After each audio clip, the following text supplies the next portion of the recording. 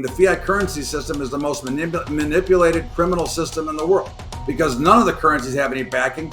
They're all backed by the central banking system.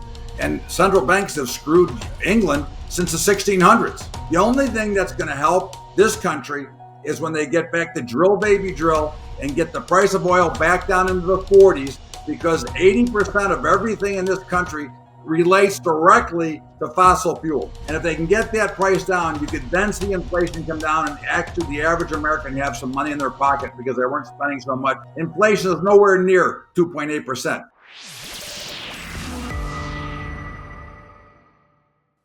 Hello and welcome to Soar Financially, a channel where we discuss the macro to understand the micro. My name is Kai Hoffman. I'm the EdJR mining guy over on X, and of course your host of this channel. And I'm looking forward to welcoming back an old friend of Soar Financially. It's Todd Bubba Horwitz. He's the chief market strategist over at Bubba Trading, head honcho. He's a brilliant guy. I really enjoy my conversations with him, and we'll have lots to chew through here. Of course, he's a trader, so we'll talk a bit about market momentum. What are the charts telling us, and where does he see things heading? Last time we spoke, he predicted a 2008 style crash. Question is, are we already in it? Are we seeing this? Is this just a correction in the S&P 500, or is there more to it? What is gold telling us? What's the US dollar predicting? Lots and lots of questions, and we'll run through this rather quickly with him, as we always do. Looking forward to this. Before I switch over to my guest, hit that like and subscribe button. Helps us out tremendously, bringing phenomenal guests like Todd on the program. So thank you so much for doing that. And now, Bubba, it's great to have you on the program again. It's good to see you. How are you? Kai, always great to be on with you. I'm looking forward to a good conversation. Absolutely. Same here. They're always a pleasure. They're always fast-paced as well, so we're just fast-paced, hard-hitting, of course. Todd, let's start right at the top here. We have to frame the conversation a little bit. How do you see the economy doing right now? What's the state of the financial markets? Well, I think the economy sucks. I mean, I think that if you're a middle class, if you're making under $200,000 a year, you're in a recession. I think that people are struggling to get by. You see the price of eggs, the price of beef, interest rates. I mean, inflation is soaring higher. Interest rates aren't high enough to slow down things. And you've got a Fed that is totally lost their mind at what they're trying to do here.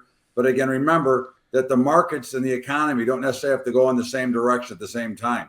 And the markets are still, although I think this is the start of the next big collapse, I don't think we're there yet. I think there's a lot of things going on, and I think there's some work to do in the market, but I would certainly think that we will see that 2008 collapse this year at some point. I think the banks are over leveraged. I think they're in trouble. I think the debt is resetting.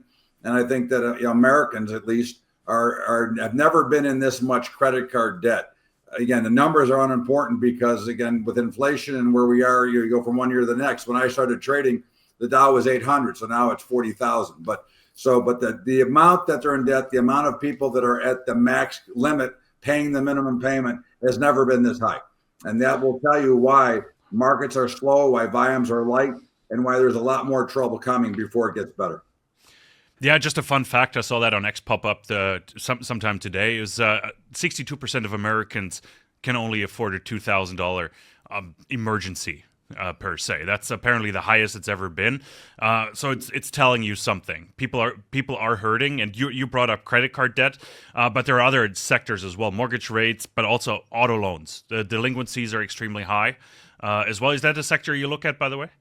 Well, I mean, I look at all those, and I think you just have to recognize that this is the same symptoms we watched in 2008. We had the car. That's when they started the 0% financing, but it really wasn't. But they have a way of trapping people into debt. And because the banks and the backers don't need all the lenders to pay back the money, they still make a profit if 50% of them pay back. Their problem is going to be that probably only 20% will be able to pay them back when this is all said and done. And because they're so dramatically over leveraged, when the bank lends money, if people are not familiar with, in fractional banking, they can lend 10 times out what they have on deposit, supposedly. Now, we know they do more. We know there's some funny business there because when they borrow from the Federal Reserve, they take that liability, as you and I would take it, and they turn it into an asset, and then they lend out 10 times. So they're actually printing dollars at the same time. It's a very bad formula. It's a very bad system. And, of course, that's why I've been a big believer of at least auditing the Fed, or at least ending the Fed would be my choice.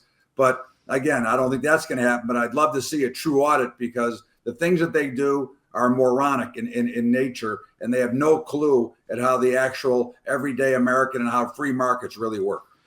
Yeah, well, let's get back to that in a second. Just want to stay on the auto loan topic for a second, because just last night, President Trump came out and said, well, auto loans on or interest on auto loans on American-made cars should be tax deductible. How do you put that into context to what we just discussed? Is that just QE? Is that cash for clunkers 2.0? Like, how do we frame this? Well, I mean, I think it should be deductible. Listen, we didn't always pay income tax, and we certainly didn't always pay the rate we pay now. Okay, and I do think that there's a lot of things that should be deductible because it will create new business. It'll create an economy that'll work. You take away these deductions. You have to do something with the tax code. That's what we're really talking about. And if you don't fix it, or at least give people the reason to go out and buy, I might go out and buy a new car and finance it if I knew the payment was deductible, at least a portion of. Those are big things that come down because, of course, not only do you pay taxes on it, but now you have to, you get no deductions, so you're paying interest with no deductions. It goes back to when they took off the Homestead Act, and they allowed only X amount of deduction for your mortgage payments. I mean, there's a whole bunch of things that should be done that they've taken away, which really, what does that do? It takes away from the economy. It takes away from spending. It takes away from a lot of things that the middle class Americans can do. Isn't that just another form of subsidies, though, Bubba? Self-pity? Or is it no self-pity as well, probably, but no, subsidies. Is just another form of subsidies? I think that the government charges too much taxes to begin with. Again, you look at this country, and you can break it down state by state. The states that are always thriving, Texas, Florida, Nevada, Arizona, New Mexico, what do they all have in common? They don't charge a state income tax. That's why I live in Nevada, because I save 13% a year of my income. I basically got a free house in Nevada because of the amount of taxes I saved from moving from Illinois. Okay. So, and why is it that California, New York, Illinois, and Connecticut are always busted and want to raise your taxes? If you live in California and New York, you're paying about 60% of your income between state, federal, and city taxes. It doesn't make sense. That is not a subsidy. The politicians are robbing the citizens blind with all these tax structures, and they're giving our money to Ukraine. They're giving our money to everybody but the people here. It's about time they cut down the tax rate. It's about time they cut down and let us have our deductions and take care of Americans, not take care of the rest of the world. No, I agree, and I'm sitting in Germany, so I'm at the short end of the stick here, obviously, but I'm pragmatic. I do get it. Like, the world has changed 80 years later. I think it's time to look at things a little differently. So I agree on that front. And I wish the Fed would do that, because the Fed's been doing the same thing they've been doing since 1913. It's 112 years, and they're still running the same model. You can compare it to the Ford Model T, came out the same year. Look at cars now and look at the Fed. More valuable, though, that Model T now than the Fed, at least, perhaps, right? But let's stay on the Fed, though. We have to address them. We had a Fed conference or FOMC meeting just last week, so not too long ago. I think we're still allowed to talk about it. You said interest rates are still too high. Where should they be? I think they're too low. Too low. Sorry, yes. I didn't catch that earlier. Sorry. That's okay. Too low. Where do you think they should be, and why should they be higher, for example? Well, I think the 10-year should be about 6%. Okay. Because let's face it, most people, well, first, let's go to the beginning so everybody understands. The Fed funds rate is what the banks borrow from the Federal Reserve at. The banks then take that money and they lend it out to people. They make money on the spread between what they borrow from and what they lend it out at. Okay. Well, they're lending it out at a lot higher than what the 10-year notes are telling us are. And again, if you take in the peer-to-peer lenders, the Prospers, the Cabbage, all those guys, they're getting 14, 15, 16% for money. So the free market would tell you that rates are too low. The free market would tell you that people are paying more anyways, and it's more of a mirage that rates are really low, because rates are not low, and mortgage rates are already 7 or 8%, especially like you're in Nevada. Mortgage rates are set. You have to qualify for a 7.5% mortgage. Now, that is still relatively low compared to what I paid for my first mortgage, which was 15%. Yeah, that's 15%. That's increasingly high. But talking about that as well, like the auto industry is really fascinating. I had a couple conversations about it. That's why I keep coming back to it. But 15% APR. It seems like there's a lot of default risk priced in. Is that priced in the mortgage rate these days as well? Because it is trending higher than the Fed funds rate or the right now as well. Is there enough risk premium in it to maybe cushion a blow? I don't think they have enough yet. They may have enough now, but what you're seeing now, for example, is some builders, I think, are sensing that there's problems coming. Now, for example, I could pay for a house myself, but I just bought a new house. Okay. Why did I buy the new house?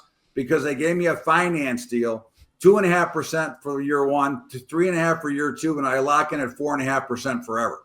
Okay. So I'd be a fool not to take that deal when everybody else is paying 7.5% if I go out and buy a house. So again, I think that the housing industry is telling us there's trouble. I think they don't have enough premium because they have too many bad loans, and the packaging of what they did in '08 is no longer being done because it's being much more scrutinized now than it was back then. But there are other problems that they created, and one of the biggest problems was created when the Fed allowed banks to go past that 10-to-1 lending rate back during COVID. Okay, all those loans are coming and get ready to reset right now.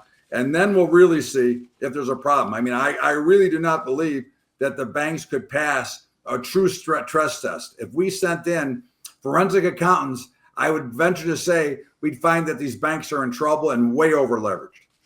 I was going to say, last time you mentioned it in our conversations again, that the banks will start to crumble and start to fail, the zombie banks, you called them. Are you seeing more specific signs there, or has that somewhat muted? Well, the regional banks have gotten into a lot of trouble already. That we've already seen. And I think the bigger banks are going to start to recognize that trouble. Remember, they get helped out much more by the Federal Reserve. They get helped out and caught behind before the real problems get. You know, if we go back to 2008, again, I hate to keep referencing it, but in 2008, September of 2008, Paulson went on Face the Nation and said, the banks are fine. A month later, they weren't so fine anymore. Okay. This is the same thing. They continue to try to convince you that everything is fine so that you continue to spend, you continue to borrow, so they can hope they can kind of borrow their way out of debt. Okay. The real issue is that's not going to happen. It has never worked. It's not going to work this time.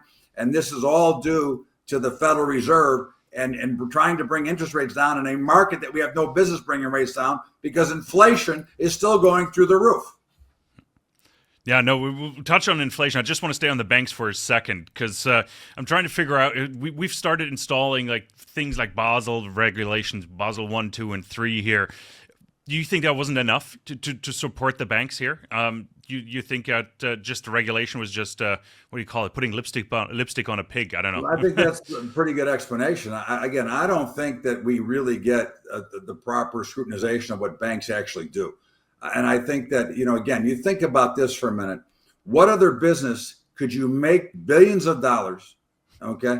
And then if you go out of business, the Federal Reserve bails you out, which really isn't the Federal Reserve. The Federal Reserve is the American taxpayer that gets to bail you out. What other business can you have there? If you go out of business, Kai, are they going to come and bail you out and give you some money and say you're too big to fail? No, they're not. And again, this is the issue that we constantly deal with, and that has allowed the big banks to get bigger. Okay, it's wiped out a lot of the smaller banks, so we're wiping out competition, which again then destroys borrowing rates and lending rates because now there's fewer people in control, there's fewer pieces of the pie, and so they can be more, I'm not going to say collusion, but more collusionary when it comes to it because they can force rates to stay higher because they don't compete that hard against one another. If you were a betting man, and I know you look at the NCAA and the basketball tournament that's going on right now, but yes, where would you put your dollars? Like credit card defaults, student loan defaults, car loan defaults? What will topple the financial system this time? Well, I think that housing will be the start of it again, and cars. I think housing first because I do believe that there's a lot of default and a lot of the mortgages already are starting to. I think that when some of those loans reset, you know, that same old game they played, you get a lower rate to start with and it goes to Pluto. Autos, I think, is another part of it. But it's the overall lending space. But I would start with the housing market because I think that there's a lot of issues there. And there's a lot of new construction going on that you're seeing less and less building going on, but a lot of sites that have already started. And let's see if we end up in the same mess that we ended up before, where you have all these unfinished developments because the builders went broke, couldn't afford to continue the build. Using you as an example, 2.5% for the first year, 3.5% second year, 4.5% forever. Isn't that just kicking the can down the road? And wouldn't they be offering that to others as well? Just sort of prolong the suffering and maybe not cause a crash in the housing market this time? They might try, but again, what you got to remember is that they can't afford to do that. When they were trying to close some homes, they were making some deals, and they might have been trying to get ahead of the curve.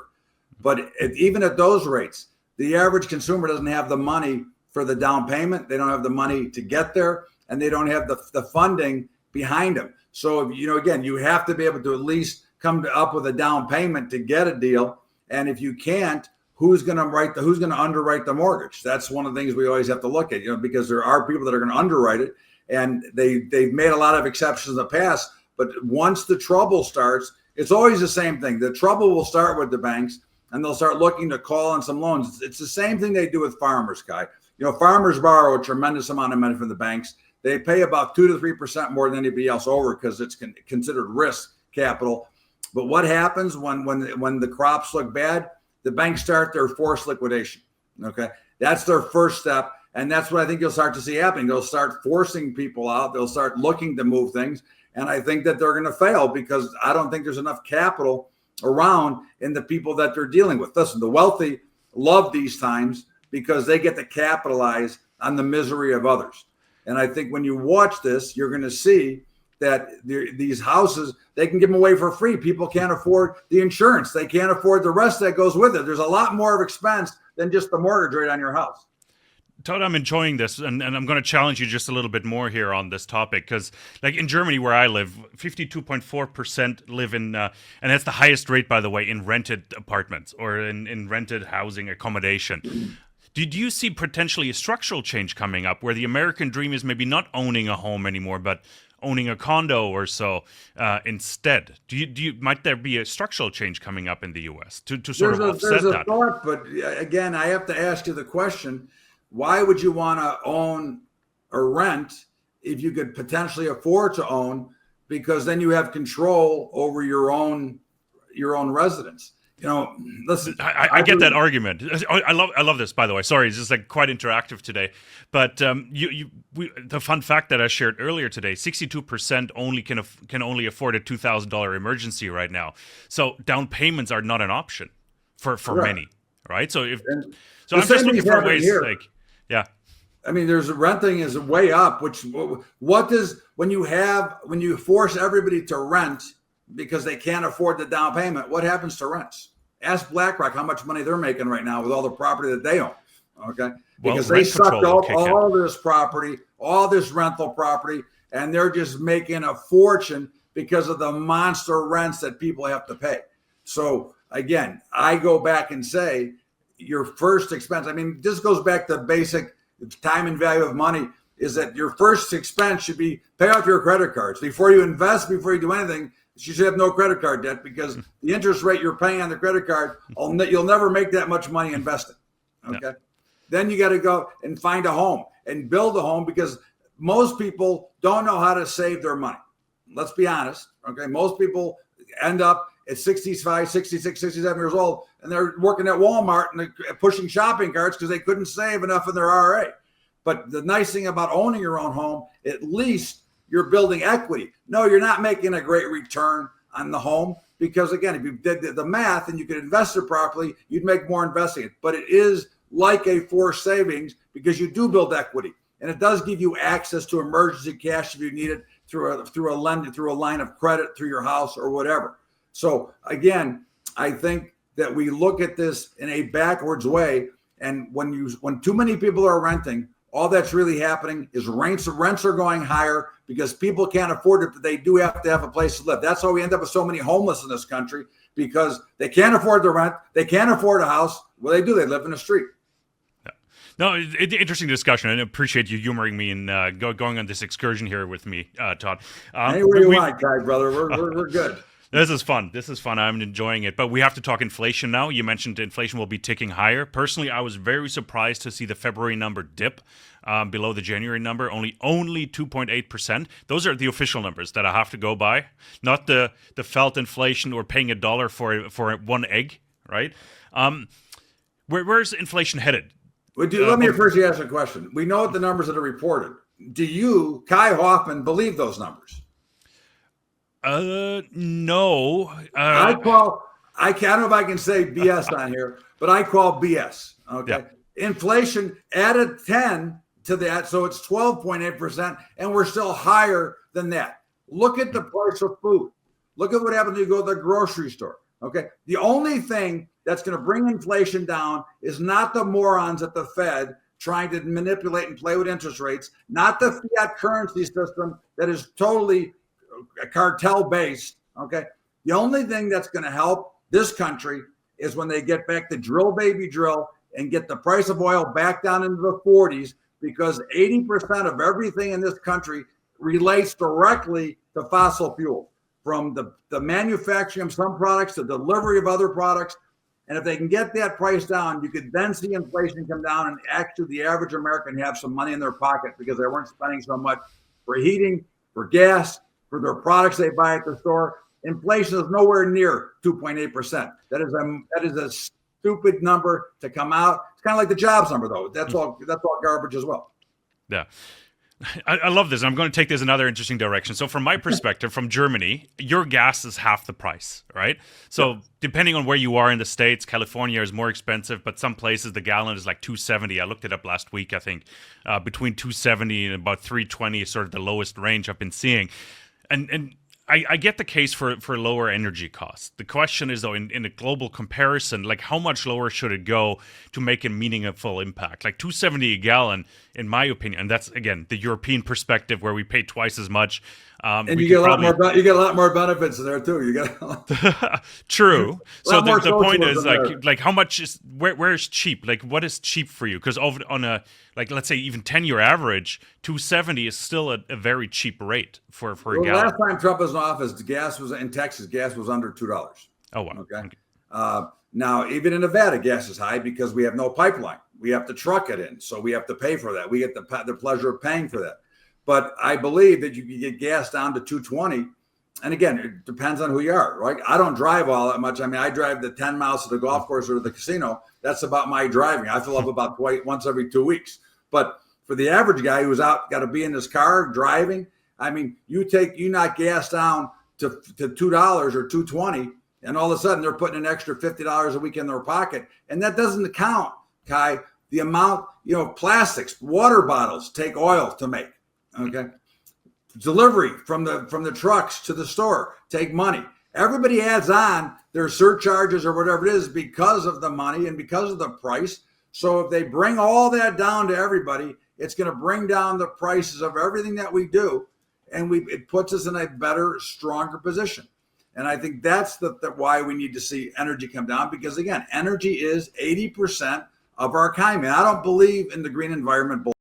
I don't buy into climate change. I think that climate change is a way to tax people and to create for governments to steal money.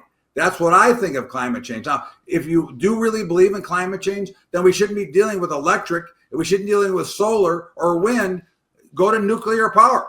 Okay, just because of 3 Mile Island we have a problem. Nuclear is the way to go if you really want green energy. Go to nuclear power. I agree. I absolutely agree. I had a question; it's escaped my mind, but let's move on. Let's talk U.S. dollar real quick. Where do you see the U.S. dollar headed? 104 right now on the Dixie, roughly.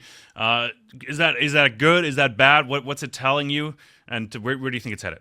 I think the dollar should go higher, but I do think that one of the things we continue to hear about the tariffs, right? That's the new buzzword now. April 2nd, right? Tariffs. I think tariffs are good, and I'm a big fan. Okay, and I think that Trump's using them very well into negotiating certain deals. But let's say that there's tariffs. Well, the dollar's dropped from $1.08 to $1.04. Okay, that more than encompasses the cost of any tariff that was put on. So it's basically a zero-sum game. I don't get it. I think the dollar should be stronger. It's certainly higher than it was, but again, it's usually going to fluctuate somewhere between 90 cents and $1.10, and we're somewhere mid-range right now. And I think it's unfortunately, until they decide to put a backing against it again, and there's a lot of rumor about that we could go back to the gold standard, or even they're talking about Bitcoin as a backing of the US dollar. Until you back these currencies with something other than air and central banks, they're really worthless. All they are is paper. And all they are is a system of exchanging paper for paper. But is it real? No. I mean, the fiat currency system is the most manipulated criminal system in the world, because none of the currencies have any backing. They're all backed by the central banking system. And central banks have screwed England since the 1600s. So, that's where we are. Give me back my currency with something that has value, instead of nothing and the full faith and credit of the government that just prints more money and makes my dollar worth less. I'm interviewing Judy Shelton, I believe, on April 10th, so that should be interesting, because she was talking about a 50-year gold-backed bond. That'll be an interesting conversation to have with her on that topic. Talking about bonds, actually, the root of all evil, some people call it, the bond market. What do you make of it? 4.3 roughly for the 10-year. A bit undecided, it almost seems like. The bond market doesn't really know what it wants to do, it seems. One day it's 4.10, the next it's 4.30. It's been high as up at 4.8 already. Where do you see it headed? I see it headed to 6%. Okay. I mean, I don't know if it'll be this year, but I do think there's a good chance.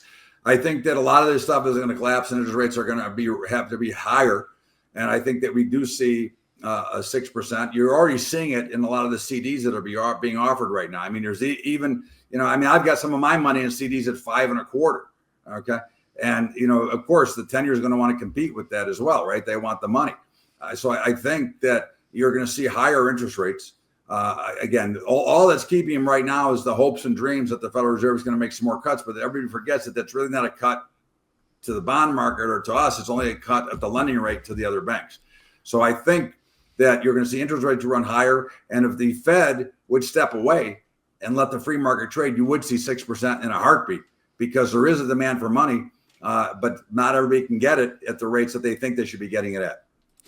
Yeah, higher interest rates. What should drive that higher? Of course, inflation is a factor. Unemployment seems to be steady right now. Just today, I saw a number that the new jobless claims was like 1,000 below expectations. So, what potato doesn't really matter. If you believe the numbers they report, yes, but right.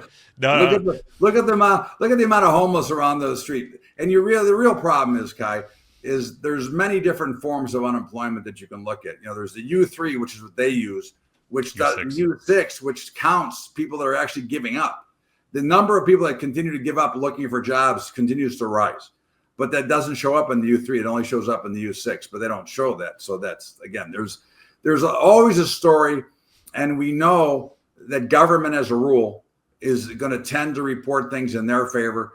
Now we're going to see how it works under President Trump now. And again, as I've said before, I'm glad he's in office. I think he'll do a great job, but he can't fix everything all the damage that's been done in a short period of time. And a lot of these numbers that are coming out are still based on what was happening during the Biden administration. But there's going to be some pain before we can see prosperity again. Tariffs haven't really trickled through yet. Maybe follow-up question to the whole conversation here. When do you expect them to hit? April 2nd is another date. We'll see what happens when it comes and goes, of course. How will tariffs push bonds and the Fed interest rate higher? I don't know if the Fed will go higher. I think it'll push bonds higher. I think the demand for money, if you let the bond market trade freely, the demand would push them higher. And of course, but the bond futures have been going lower, and they're down again today, which is pushing rates higher once again. I think that, again, we have to allow the free market to trade. And if we allow that, then you would see the correct pricing, because asset classes will price themselves, right?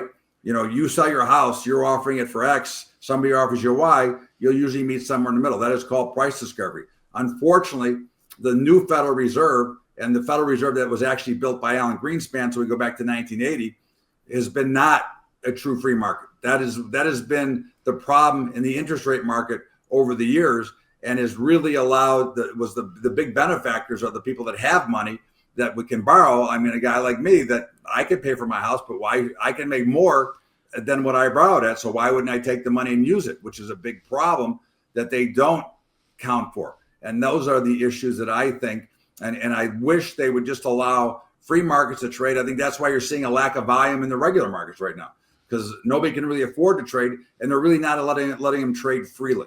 And I think those are the bigger issues. Yeah, bond vigilantes came to mind when I asked you that question, because they can force the Fed's hand for higher interest rates. That's why I threw that into the same question. That was sort of what I was thinking about. Todd, or Bubba, you just phrased the next question for me. Assets are pricing themselves.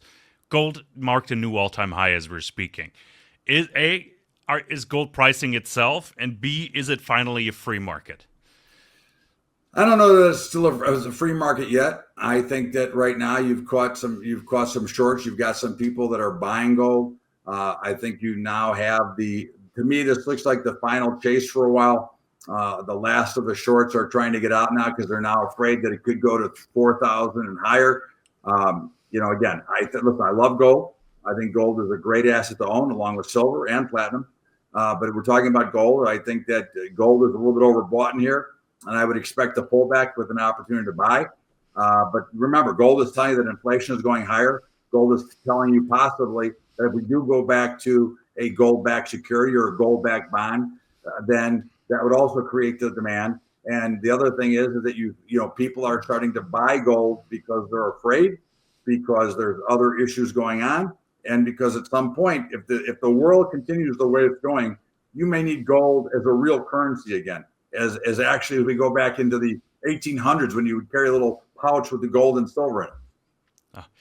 Phenomenal. Bubba, last we spoke, gold was about 2,400, maybe even a little higher, 25 also, almost. We're at 30.55. It's unbelievable. So the trend is our friend here, but I tend to agree. I think it feels a bit overbought. I've mentioned in other conversations, and again, basing it purely on gut feeling. I haven't looked at volumes or anything. It feels a bit like the crypto reserve announcement. A lot of mainstream media looking at gold. Elon Musk, Joe Rogan, and others talking about it. Is that the case? Maybe just to sort of summarize what you said earlier. I think so. Again, it's like when the gold starts popping off, the Thompson, right? I mean, I said, I think last time we talked, I said I thought this year we could trade as high as 3,300. I still believe we'll get there this year, but I do believe, and listen, I'll give you my position, okay? I own physical, so we won't count that because I'm never selling, okay? But from a trading standpoint, I'm short gold right now, okay? And I will sell more. I'm not afraid to sell more because I've seen enough markets to know that they're extremely overbought. And when the last buyer's in, I think we're going back. I would say by the time you and I talk again next, gold will have traded 27.50. I can't disagree with that. I'm a gold bull. Like, I get it. Like, the gold thesis, easy to understand. Everything's in our favor, but I tend to agree. I'm not sure 27.50. I'm not a technical analyst. I'm not a trader. But I tend to agree that we're overhyped and overbought a little bit. So it'll probably get me a lot of hate in the comments down below, which is fine. Remember this. If we're right, it gives you a better opportunity to buy at a lower price. And anybody who's buying physical gold now to sell it tomorrow, you shouldn't be buying. Okay, that's the point. If you truly want to own gold, you shouldn't buy paper gold, because I don't think there's enough gold in the world to cover the amount of paper that's written on it. You really want to be a gold owner, buy it, put it in a safe, hold on to it. Don't worry about the day-to-day fluctuations, because 10 years from now, it'll be probably double where it is today. Absolutely. Bubba, what a wonderful conversation. Really, really appreciate your time. Where can we send our audience? Where can we find more of your work, Bubba? BubbaTrading.com. You can send them there. And I don't know if I've ever done this with you before, Kai, but I've written 2 books on options. Okay. And if anybody wants them, they can have a copy for free. I'll email you a PDF file of the 2 books I've written on options. And all you have to do is email me at bubba@bubbatrading.com, and I will send you the book immediately out, and you'll have a weekly options manual and a guide to trading options in general. Fantastic. That's awfully kind. Thank you so much for offering that. And But we'll have to chat again the latest in 6 months. So we got to do this more regularly. I love our conversations. They're fun, they're fast paced, and hard hitting. So really appreciate that, Bubba. Thank you so much for your time, and Thanks, Mike. stay on for a second. And everybody else, thank you so much for tuning in. Really appreciate you watching. If you haven't done so, hit that like and subscribe button. It helps us out tremendously. Getting guests like Todd Bubba Horwitz on more regularly. Really appreciate you. Thank you so much. Put some comments down below. How do you think the market will behave? Is the Fed funds rate too low or too high? I think that's a big debate the last 7 days. Should the Fed be more hawkish or more dovish? Really curious what you think. So, thank you so much for tuning in. We'll be back with lots more. Take care.